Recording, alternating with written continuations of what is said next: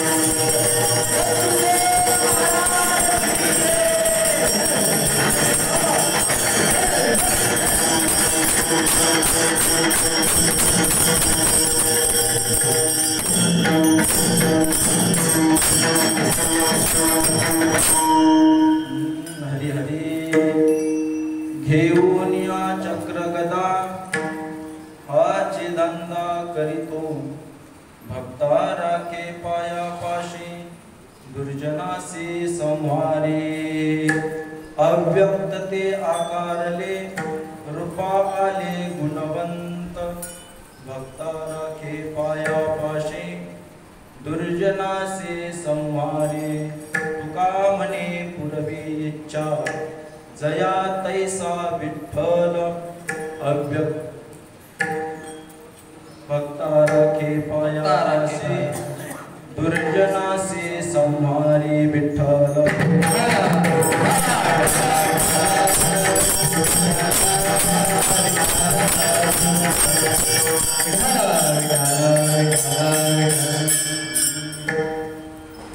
पांडुरंगा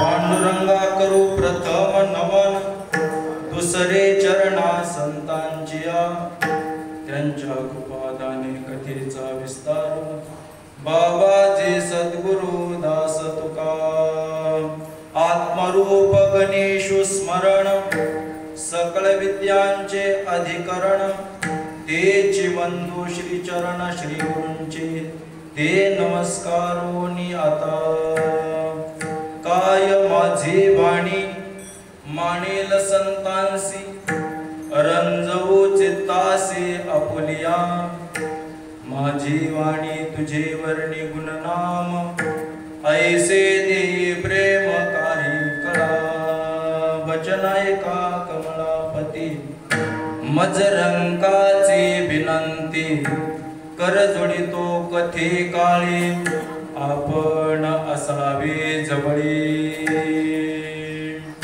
घेऊन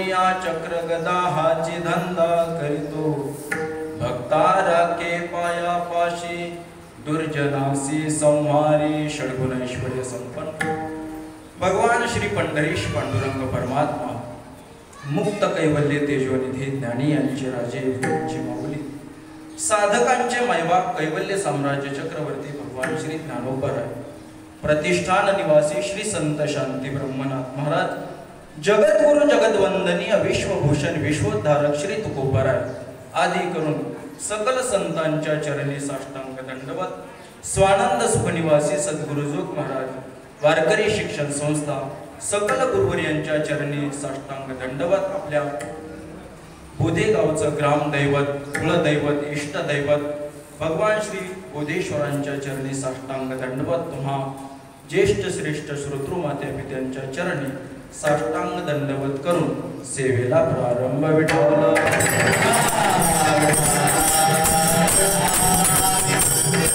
निवडलेला अभंग जगद्गुरु जगद्वंदनीय विश्वभूषण विश्वोद्धारक श्री तुकोबराय यांचा 4 चरणाचा असून प्रस्तुत अभंगामधून जगद्गुरु तुकोबराय भगवान परमात्म्याच्या अवताराचं प्रयोजन प्रतिपादन करतात.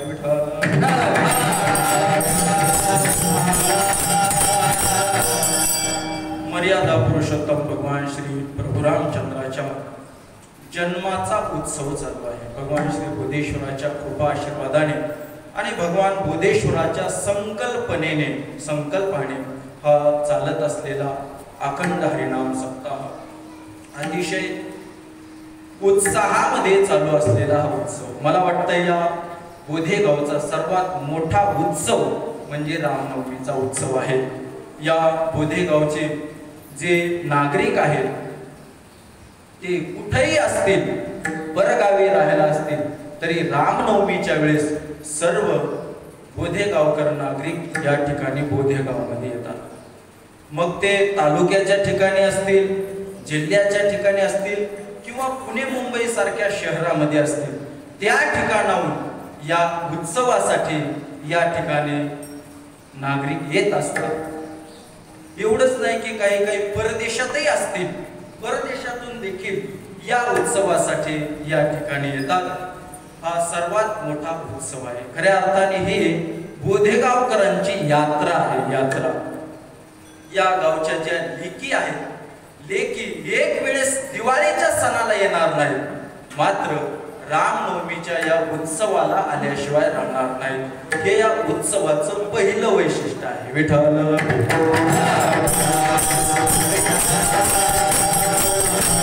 यात्रा आम्ही पाहतो, यात्रा होत नाही असं नाही, यात्रा होतात पण उत्सव रूपाने यात्रा आपल्याला पाहायला मिळत नाही. त्याला यात्राही म्हणता येत नाही, त्याला जत्रा म्हटल्या जातं. आणि बऱ्याच ठिकाणी अशा जत्रा आपण पाहतो, गावोगावी असतात आणि बहुधा करून पुण्यासारख्या शहराच्या ठिकाणाकडे तिकडं जत्रा असतात. जत्रा आणि बरेच कार्यक्रम त्यांनी आयोजित त्यामध्ये केलेले असतात. त्यामध्ये उरूस असतो. उरूस ते बैलाचे गाडे वगैरे असतात. मग ते दोन बैल त्या गाड्याला झुंपलेले, पुढे घोडी असते, घोडी समोर असते, घोडीवर बसलेला एक बैल असतो, माग ते पळवणारे तेही 2-4 बैल. प्राण्याला एवढा त्रास देणारे महाराज हे दुसरे कोण असणार? प्राण्याचा काही विचार करत नाही. आपला आनंद होतोय ना, मग दुसऱ्याला कितीही त्रास झाला तरी चालेल, स्वतःला आनंद आला पाहिजे. मनुष्य काही विचार करत नाही. ही जत्रा आहे, जत्रा. मग त्यामध्ये अगदीच खालच्या दराचे कार्यक्रम ठेवले जातात. अगदी तमाशे देखील ठेवले जातात. हे जत्रा आहे. जत्रा जत्रा शब्दाचाच अर्थ आहे जात्रा.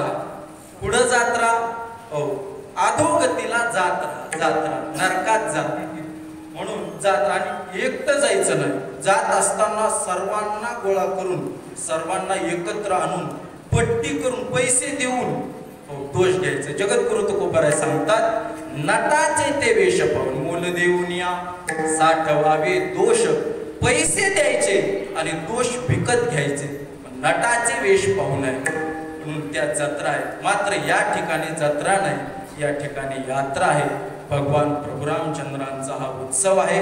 अतिशय आनंदाने, जसं एखाद्याच्या घरी लग्न असावं आणि ती लगन घाई असावी, या काळामध्ये प्रत्येकाच्या घरी लग्न आहे असं वाटतं.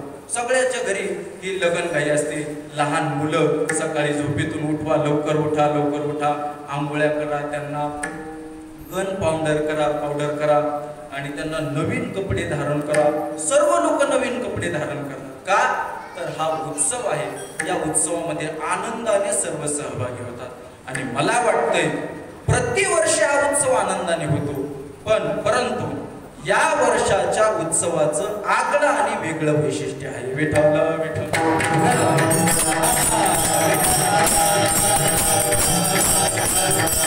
सगळी सुबकता आहे, सर्व करायला सर्व तयार आहे, त्यावेळेस तर कोणीही करेल. परमार्थ करत असताना मनुष्य सोयीचा परमार्थ बघत असतो. सोयी. आमचे गुरुवर्य प्रातस्मरणीय डॉक्टर महाराज सांगत असतात, परमार्थ हा चमडी दमडी सांभाळून असतो. एखादा ग्रहस्थ असेल, मामासाहेब दांडेकर सांगायचे की एखाद्या ग्रहस्थाला सांगितलं, बाबा तुला देव पाहिजे का? तो म्हणतो हो. कसा पाहिजे?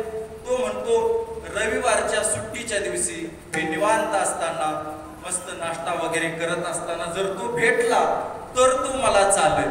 हो, एरवी प्रयत्न कोणाला नको वाटतात. मात्र याही कठीण काळामध्ये बोधेगावकर मंडळीने हा नियम आपला चालू ठेवलेला आहे, म्हणून हा उत्सव विशेष आहे. विठ्ठल.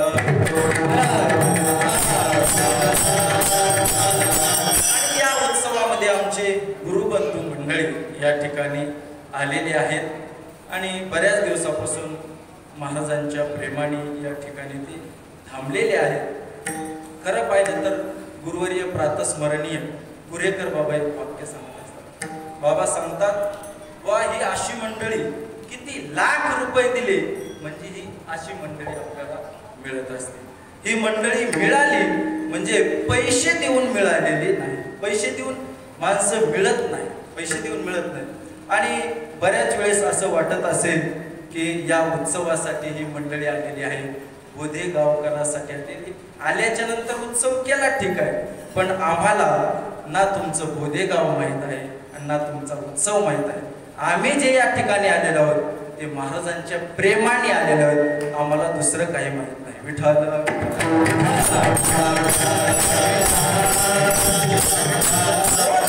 घराच्या काशाला काय ज्याचा त्याला नाही धंदा. या काळामध्ये घराच्या बाहेर माणसं निघायला तयार नाही आणि पैशासाठी माणसं बाहेर निघतील हा विचार तुच्छ विचार आहे. म्हणून ही जी या ठिकाणी मंडळी आपल्याला दिसती केवळ प्रेमाने आलेली मंडळी आहे. आणि याही पेक्षा महत्वाचं की आपल्या गावातली जी बालगोपाळ मंडळी आहे हे महाराज तयार होत आहे. एक जरी विद्यार्थी तयार झाला तरी तयार करणाऱ्याला आनंद.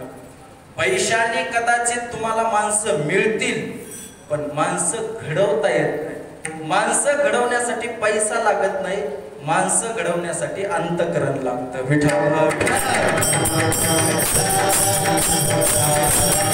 हेही अंतकरण आईचं अंतकरण लागतं, माऊलीचं अंतकरण लागतं.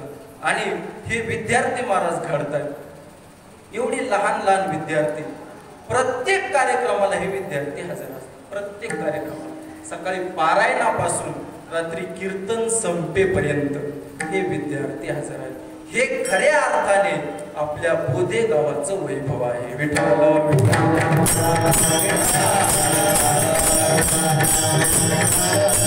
या विद्यार्थ्यांना प्रोत्साहन देणं आपलं कर्तव्य आहे. आपण त्यांना प्रोत्साहन द्यावं. महाराज किती वर्ष गावात सप्ताह जरी चालला तर गावात टाळकरी निर्माण होत नाही.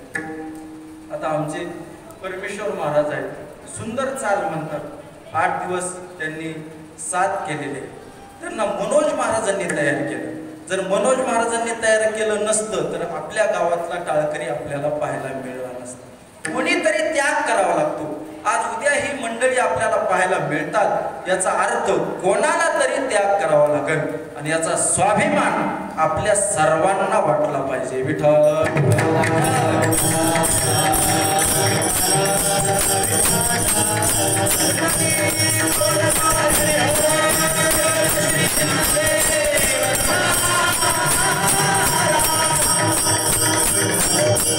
आणि या सर्व सप्ताह होण्याला कारण युद्ध करायला सर्व वीर तयार असतात पण संरक्षण त्यांना लागतं.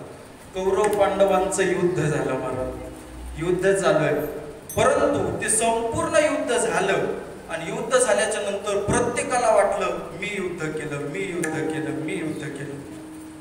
शेवटी सर्व कौरव संपतात, 5 पांडव शिल्लक राहतात. चर्चा निघती कोण मोठा योद्धा आहे. भीम सांगतो. भगवान परमात्म्याने वर्णन केलेलं आहे. भीमासारखे ज्ञानोबराय देखील सांगतात भीम अर्जुना सारखे हे योद्धे आहेत. मग अर्जुनाला वाटतं मीच हे युद्ध जिंकलं, भीमाला वाटतं मीच हे युद्ध जिंकलं.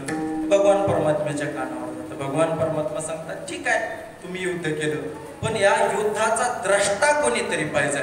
म्हणून द्रष्टा बर्बरीक एक भीमाचा नातू होता, घटोत्कचाचा मुलगा. हा बर्बरीक तो युद्धाच्या प्रारंभी आलेला होता. तो फार शूरवीर होता आणि त्याच्याकडे 3 बाण होते. त्याची कथा सांगायला आपल्याला वेळ नाही आणि त्याचं वध भगवान परमात्म्याने करून घेतला आणि त्याचं मस्तक आहे त्याला वर मागायचं सांगितलं.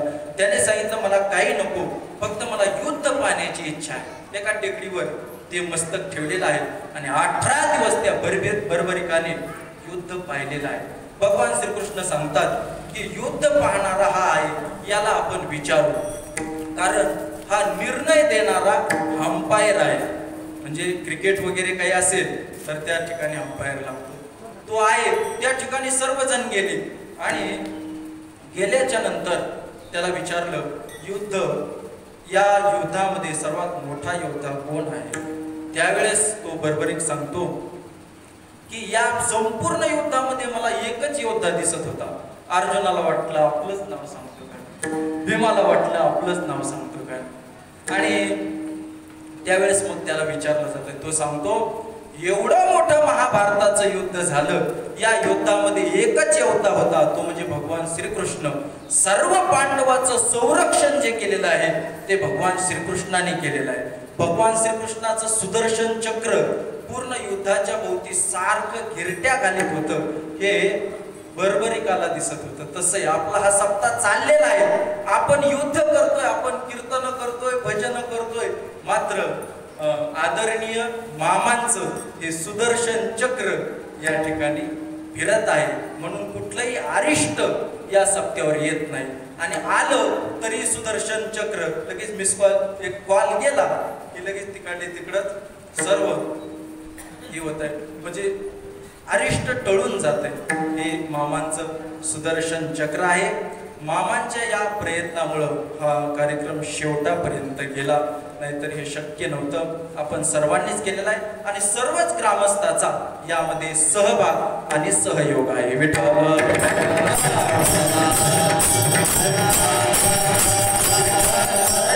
वर्तमान परिस्थिती अशी आहे, 4 माणसं एकत्र येऊ शकत नाही आणि जवळ आल्याच्या नंतर जवळच्या माणसाची शंका येते. महाराज, जवळच्या माणसाची किती शंका येते. अगदी बाप मुलाकडे पाहत असताना शंकेने पाहतो. बाप जरी थोडा खोकलला, ठसकला तरी मुलगा लांब सरकतो. बरं, बापही त्याला जवळ घेतो असं नाही. मुलालाही सर्दी झाल्याच्या नंतर बाप म्हणतो पलीकडच्या खोलीत झोप. ही अशी परिस्थिती आहे आणि याही परिस्थितीमध्ये आपण हा सोहळा चालू ठेवलेला आहे. याला परमार्थिक शक्ती लागते. विठ्ठल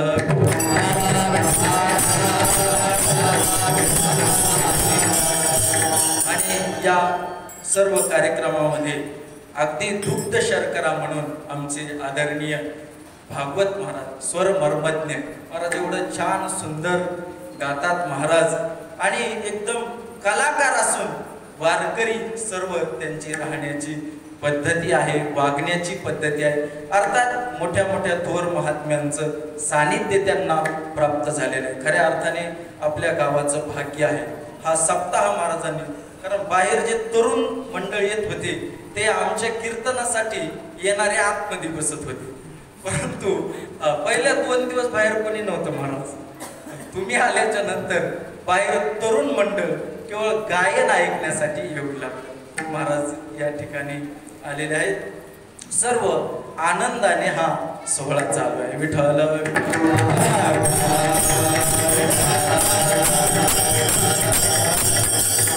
वर्तमान वातावरण आहे हे भीतीचं वातावरण आहे. भयंकर भीती मनुष्याला वाटते. हा कोरोना नावाचा रोग आहे तो अतिशय पसरलेला आहे आणि याच्यामध्ये सर्वच अन्यथा आहे असंही नाही. ते सर्व खोटं आहे, असत्य आहे असंही म्हणता येत नाही. परंतु मनुष्याने घाबरू नये, भीती काळजी घ्यावी.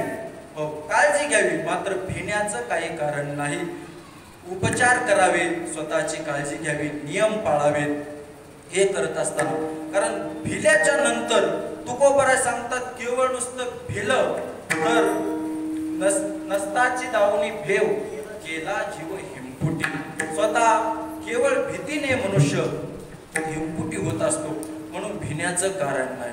आणि या कोरोना काळामध्ये असं पाहायला मिळतं की केवळ धार्मिक कार्यक्रमच बंद आहेत, बाकी सर्व चालू आहे असं आपल्याला पाहायला मिळतं.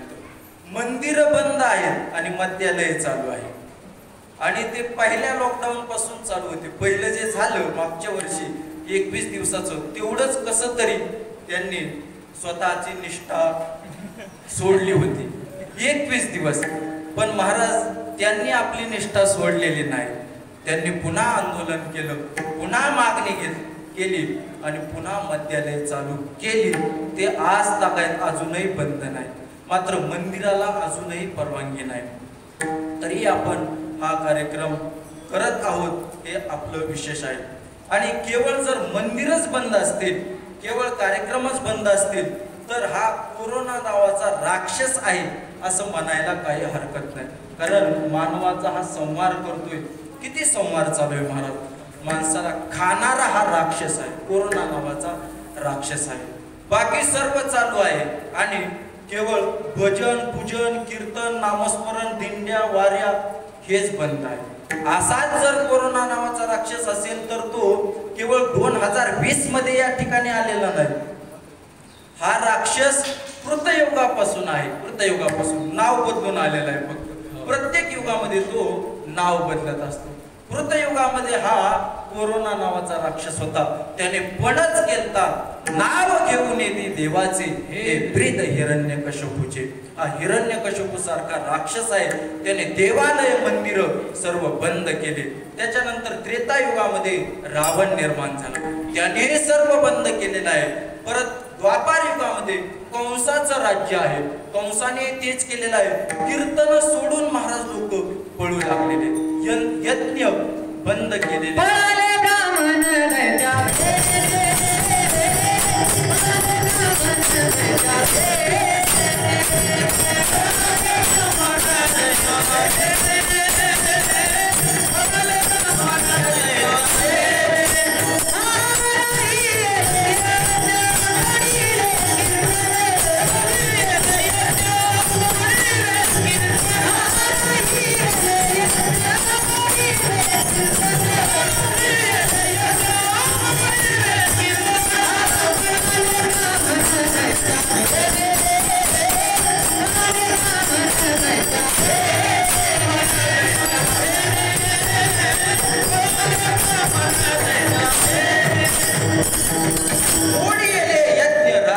कीर्तन पळाले ब्राह्मण दैत्याभेन. कीर्तनकारही पळाले, टाळकरी पळाले, पखवाजाही पळाला, श्रोतेही पळाले, सर्व पळायला लागले महाराज या राक्षसाच्या भेन. म्हणून हा कोरोना नावाचा राक्षस आहे. सर्व कीर्तन वगैरे बंद केलेले आहेत. परंतु आपल्या गावाचे भाग्य आपण हे सर्व चालू ठेवलेलं आहे. आणि आपल्या समोर पुण्यश्लोक अहिल्या माता यांचा पुतळा आहे आणि एक प्रतिमा आहे. ती आपल्याला शिकवण देते महाराज. एक 2 पद्धतीचे प्रतिमा आपल्याला समोर दिसत आहेत. एक प्रतिमा आहे, घोड्यावर आरूढ झालेले आहेत मातोश्री, हातामध्ये तलवार आहे. आणि दुसरी प्रतिमा आपल्याला दिसते, हातामध्ये शिवलिंग आहे. ही प्रतिमा आपल्याला मोठा बोध करून जाणारी आहे. बोधे गावाला बोध करून जाणारी ही प्रतिमा आहे. तुम्ही जर धर्मावर संकट येत असेल तर आम्ही तलवार हातात घेऊ, आणि देवावर संकट येत असेल तर आम्ही देव सोडणार नाही, आमच्या हृदयात धारण करणार. हे शिकवत आहे. आणि ही शिकवण आपण आपल्या बोधे गावकर मंडळीने घेतलेली आहे आणि त्याचाच वसा आणि वारसा आपण चालवत आहोत. विठ्ठल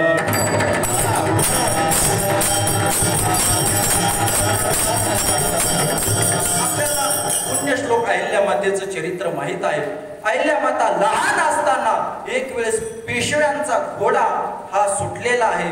वाळवंटामध्ये लहान लहान मुली खेळतात, त्या बरोबर मातोश्री देखील खेळतायत. खेळण्यामध्ये शिवलिंग तयार केलेला आहे.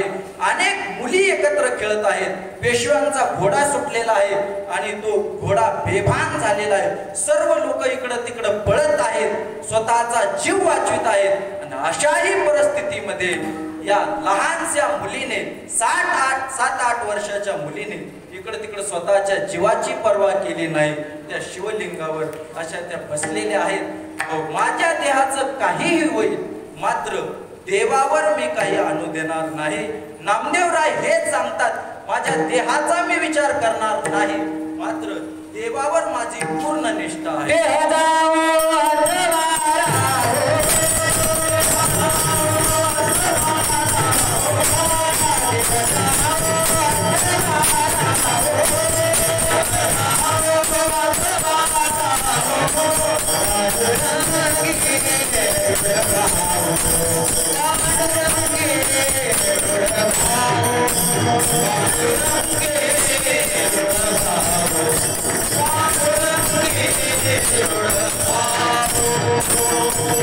देहाचा विचार भक्त केव्हाच करत नाहीत महाराज. स्वतःचा नियम निष्ठा ते सांभाळत असताना काही देहाकडे नावलोकी स्वतःच्या देहाकडे ते पाहत नाहीत, कारण ते देहावर उदास झालेले असतात. भक्ताईसे जाणा जे देही उदास केले आशापासन निवारुनी स्वतःच्या देहावर. आणि असे परमार्थ करत असताना देहावर उदार झालं तरच तो परमार्थ करू शकतो, आणि इतरांनी परमार्थाच्या गोष्टीही करू नये.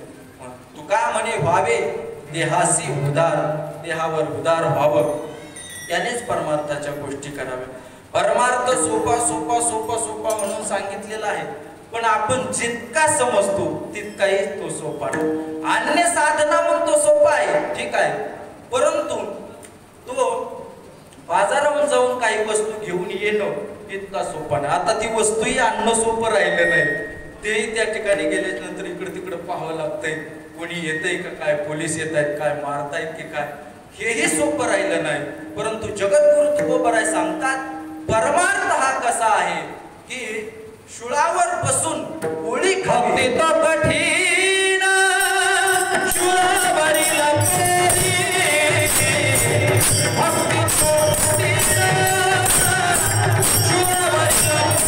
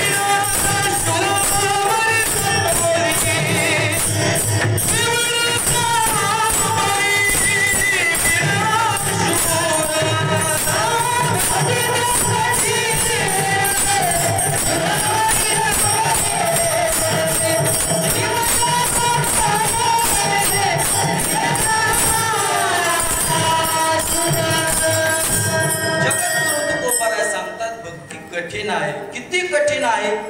पोळीचा आनंद खात असताना अतिशय आनंद येतो, परंतु फॅनची हवा असेल, कूलर असेल, खाली गादी टाकलेली असेल, पोळी बरोबर आंबरस असेल तर आनंद येतो.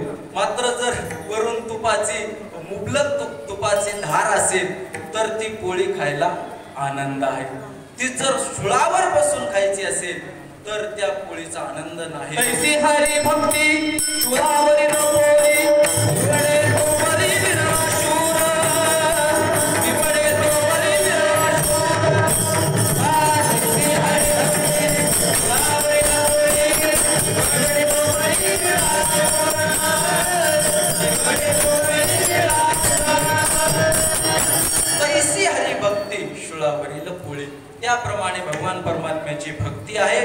आणि या कठीण अवस्थेमध्ये राहून जो परमार्थ करतो त्याचाच परमार्थ सिद्धीला जातो. महाराज, या परमार्थामध्ये अनेक निष्ठावान महात्मे आपल्याला पाहायला मिळतात. हे महात्मे पाहण्याचं सौभाग्य आपल्याला लाभलेलं आहे.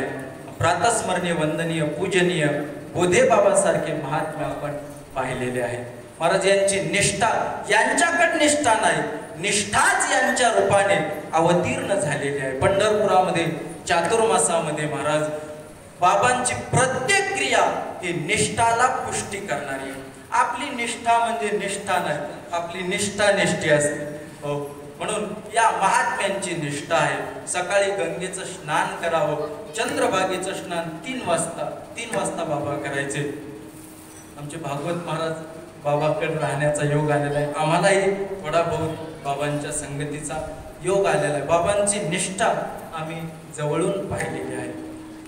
एक वेळेस तर रोज रोज बाबा चंद्रभागा मातेचं स्नान करतात. एक वेळेस वारी झाली, कार्तिकी वारी झालेली आहे आणि वारी झाल्याच्या नंतर जे नगरपालिकेचे शौचालय असतात ते शौचालय वरचा जो पूल आहे त्या पुलावरून खाली नदीमध्ये टाकलेले आहेत आणि वरून पाणी सोडलं होतं.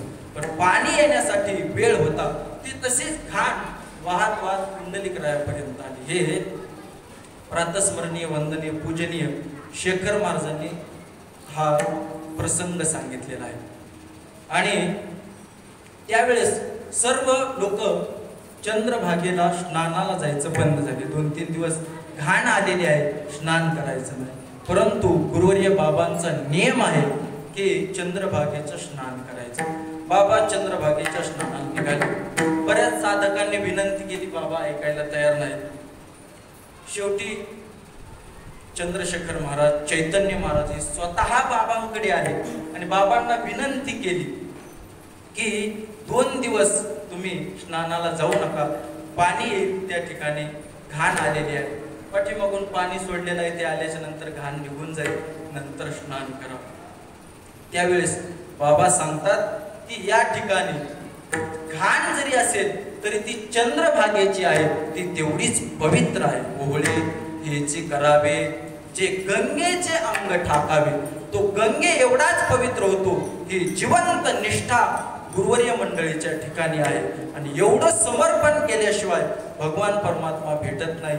शेवटचे बाबांचे वाक्य आहेत, महाराज साक्षी येतात. आम्ही भेटायला गेल्याच्या नंतर आम्ही म्हटलं, बाबा वारीचा वेळ आहे आणि सर्व वारीला गेलेले आणि आपण या ठिकाणी आहोत. बाबा म्हटले, काय नाही, दवाखान्यामध्ये मला पांडुरंगाने दर्शन दिले. या गादीवर मी उभा आहे, समोर बोधेश्वर भगवान आहेत. बाबांच्या मुखातील हे वाक्य आहे की त्या पांडुरंग परमात्म्याचं दर्शन झालं. काय सुंदर परमात्मा, काय गर्दी म्हणे. काय नाही, इथंच आमची वारी झाली. याच्यासाठी आयुष्यभर ही निष्ठा जतन करावी लागते. तेव्हा शेवटच्या वेळेस भगवान परमात्मा दर्शन देत असतो. ते ऋणवैपण देखुनी अंगी मी आपुलियाची उत्तीर्णत्वा लागे. भक्ताची आतनुत्यागी परिचर्या करी विठाल.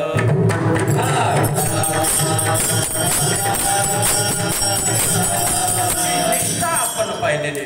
ज्या ठिकाणी आम्ही जगद्गुरु तुकोबारांच्या भूमीमध्ये राहतो, गाथा मंदिरामध्ये राहतो, त्या ठिकाणी गुरुवर्य प्रातस्मरणीय, वंदनीय, पूजनीय पांडुरंग बाबा घुले हे निष्ठावान वारकरी महाराज. अख्ख्या महाराष्ट्राची आषाढी वारी ही झाली नाही, मात्र बाबांनी ती कार्तिकीच्या वेळेला ती वारी पूर्ण केलेली आहे. बाबांच्या प्रत्येक क्रियेमधून आपल्याला परमार्थाची निष्ठा पाहायला मिळते. गुरुवर्य बाबांनी 40 वर्ष कीर्तनाचा जो पैसा आहे तो 40 वर्ष माघारी दिला, जोपर्यंत मंदिराचं काम सुरू होत नव्हतं तोपर्यंत. आणि अशा महात्म्यांच्या रूपाने या निष्ठा आपल्याला पाहायला मिळतात. मग तुम्ही म्हणाल, हे निष्ठा धारण करतात, देहाचा विचार करत नाहीत, मग यांच्यावर संकट येतच नाहीत का? संकट येतात, पण संकट आल्याच्या नंतर भगवान परमात्मा त्यांच्या माग पुढं उभा असतो. निर्वाणी गोविंद असे मागे पुढे काहीच साकडे पडू देत. त्या भक्तांना तो संकट पडू देत नाही. मग सामान्य संकट असेल तर तो नुसता मोकळ्या हाताने येतो, आणि संकट जर मोठा असेल, एखादा राक्षस असेल, मोठं संकट असेल तर तो कसा येतो? जगद्गुरु तुकोबरा अभंगाच्या प्रथम Yeah.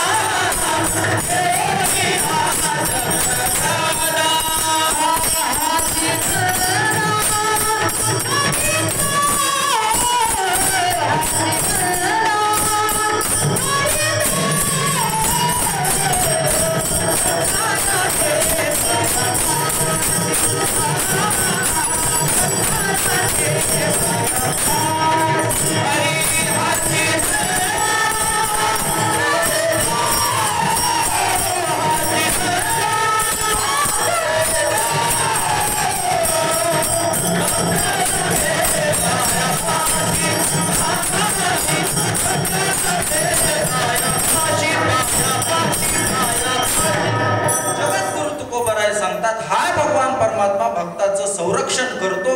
संरक्षण करण्यासाठी तो येतो. मात्र कसा येतो? घेऊन या चक्रगदा. चक्रगदा हातामध्ये घेऊन येतो आणि एकाच वेळेस येतो असं नाही. हाची धंदा करीतो. भगवान परमात्म्याला हा धंदाच आहे. धंदा म्हणजे पुन्हा पुन्हा करणं, त्याला धंदा म्हणतात. एखादा मनुष्य म्हटले, का हो तुम्ही काय करता? म्हटले, आम्ही धंदा करतो. धंदा कशाचा धंदा करतात? म्हटले, कापडाचा धंदा आम्ही करतो. मग कसा कापडाचा धंदा करता? काय नाही म्हटले, वर्षातून एक वेळेस कापड विकायला नेतो. तर वर्षातून एक वेळेस जर कापड विकायला नेत असेल तर याला धंदा म्हणत नाही. नेहमी रोज कापड विकायला नेतो. रोज नाही, दिवसातून 3-3, 4-4 वेळेस कापड विकायला नेतो. नवे कापडाचं दुकानच टाकतो. त्याच ठिकाणी बसतो, त्याच ठिकाणी खातो, त्याच ठिकाणी सर्व कार्य करतो. आलेल्या माणसाला कापडाविषयीच बोलतो. बाहेरून जात असणाऱ्या माणसाला हे हाका मारून घेऊन कापड घ्या म्हणतो. हा धंदा आहे, धंदा. भगवान परमात्म्याने भक्ताचं रक्षण करण्याचा धंदा मांडलेला आहे. धंदा आजही आपल्याला पाहायला मिळतं. धंदा अनेक प्रकारचा आहे. त्या धंद्याकडे आपल्याला जायचं नाही. धंद्याचा धंदा आपल्याला मांडायचा नाही. मात्र असं म्हणतात की आता सध्या कोरोनाचा धंदा चालू आहे, असं म्हणतात लोक. आपल्याला काही, आपण कधी तिथे गेलोही नाही, आपल्याला झालाही नाही आणि कधी जाण्याचा प्रसंगही आलेला नाही. आपण कधी खोकलतही नाही आणि शिंकतही नाही. जवळचे माणसं घाबरतात. आला तरी आपला तसाच दाबून करण्याचा प्रयत्न करायचा. कुणी नसेल इकडं तिकडं पाहायचं, मग खोकून घ्यायचं. ही परिस्थितीच अशी आलेली आहे महाराज. आणि त्याचं पुन्हा कोरोना करून महाराज माणसाच्या शरीराला कोरोना होत नाही. माइंडमध्ये, मेंदूमध्ये कोरोना शिरायला लागलेला. मेंदूमध्ये एक छोटा मेंदू असतो, त्यामध्ये एखादी गोष्ट वस्तू गेली की त्याचा परिणाम शरीरावर होतो. हे मानसशास्त्र आहे. मेंदूमध्ये एखादी वस्तू कायम ती पुन्हा त्याचा मारा हॅमरिंग करत राहिलो तर त्याचा परिणाम आपल्याला दिसतो. नाहीतर हे जाहिराती वगैरे काय असतात महाराज, पुन्हा तेच दाखवतात. बरं, त्या जाहिरातीचे जे सौंदर्य प्रसाधन आहे त्याने काही होत नाही हे लोकांनाही माहित नाही. जुन्या काळामध्ये आम्ही लहान असताना पाहायचो फेरन लवली, सारखी ती जाहिरात यायची. आताही कदाचित असेल. ते पुन्हा सांगून असं आमच्या महिला मंडळीला वाटतं की याने 7 दिवसात कोरं होतं. मग ते फेरन लवली घेतात आणि ते स्वतः चेहऱ्याला लावतात. पुन्हा आरशात जाऊन पाहतात. दुसऱ्या दिवशी पाहतात, तिसऱ्या दिवशी पाहतात. 7 दिवस झाले, 7 महिने झाले, 7 वर्षेही झाले, परंतु गोरं होत नाही महाराज. लावून एखादी आमची माता माऊली म्हातारी होते पण गोरी होत नाही. गोरी काय, काळी आहे, ती कोसीही होत नाही, एकदम जशी आहे. उलट काय होतं, या सौंदर्य प्रसाधनाने काळाच्या आणखीन उठून दिसतो म्हणून आहे. परंतु तरीही लावण्याचा प्रयत्न करतात. याचं कारण काय, पुन्हा सांगितल्याच्या नंतर माणसाला ते खरं वाटतं. तसं एक कोरोनाचं देखील काही अंशामध्ये झालेलं आहे. पुन्हा कोरोना सांगू. मानसशास्त्र असं आहे की एखाद्या माणसाला जर आपण सांगितलं की तुमचा डावा हात आहे तो शुष्क होत चाललेला आहे, वाळत चाललेला आहे, असं जर त्याला खरं वाटलं आणि तो म्हणत चालला तर त्याचा परिणाम शरीरावर होतो आणि खऱ्या अर्थाने तो हात हा शुष्क होतो. आणि आपण कोरोना खोकू नका, त्याला भिवू नका, उपचार करा, उपाय करा. आणि ते खोकल्याच्या नंतर आपल्याला असं वाटतं की खरंच कोरोना झाला की काय, अशी परिस्थिती निर्माण होते. प्रातस्मरणीय, वंदनीय, पूजनीय डॉक्टर महाराज एक दृष्टांत सांगत असतात. एक मनुष्य आहे, एक शेळीचं ते बकरी म्हणतात, पिल्लू, त्याला आमच्याकडे करडू म्हणतात. तुमच्याकडे काय म्हणतात? शेळीचं जे आहे त्याला आमच्याकडे करडू म्हणतात. तुमच्याकडे शेळ्याच नाही. पाट, ती शेळी असेल तर पाट म्हणतात आणि नर असेल तर त्याला बोकड म्हणतात. आणि जे आहे लहान बाळ, जसं आपण म्हणतो, मुलगा असेल तर मुलगा आणि मुलगी असेल तर मुलगी, तसं पाट आणि बोकड आहे. त्यातलं थोडंसं सूक्ष्मता आहे. आणि जे लहान आहे ते दोन्ही अर्थाने त्याला करडू म्हणतात. तर एक त्या शेळीचं करडू घेऊन मनुष्य चाललेला आहे आणि जात असताना एक चोरांचं गाव लागलं. गावामध्ये चोर होते आणि ते चोर वेगळ्या पद्धतीने चोरी करणारे होते. असे घेऊन लुटीत नव्हते. ते मानसशास्त्रांचं गाव होतं. हे शास्त्रज्ञ त्या ठिकाणी होते. आणि मग त्यांनी असं ठरवलं की याला फक्त म्हणायचं. मग गावात शिरण्याच्या अगोदरच एक मनुष्य भेटला.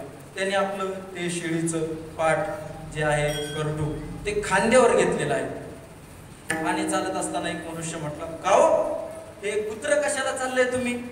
तो म्हटला, कुत्रा नाही म्हणे, हे करडू आहे करडू. आणि त्याचा विश्वास होता, त्याने स्वतःच्या खांद्यावर ठेवलेलं होतं. तसाच तो पुढे गेला. पुढे गेल्याचं आता गावाने ते ठरवलेलंच होतं, टोळीच होती त्यांची. पुन्हा एक पुढे जाऊन थांबलेला होता आणि ते दोघे एकमेकात बोलू लागले. काय माणूस आहे म्हटलेला, हे खांद्यावर कुत्र्याला घेऊन चाललाय. त्याने विचार केला, तोही माणूस आपल्याला म्हणला होता. त्याने असं थोडस वर करून पाहिलं, त्याला दिसला हा करडूच आहे. नाही हे खोटं बोलतात. पुढे गेलो. पुढे गेल्याच्या नंतर आणखीन 2-3 माणसं दिसले. म्हटले, का नवीन आणलाय का कुत्रा? तो म्हणला, कुत्रा नाही. ते हसायला लागले. ते म्हटले, हे बघा याला करडू वाटते. त्याने उतरून खाली घेतलं आणि खाली घेऊन पाहिलं. नाही ना म्हटलं करडूच आहे. पुन्हा खांद्यावर घेतलं. पुन्हा गेला पुढे गेल्याच्या नंतर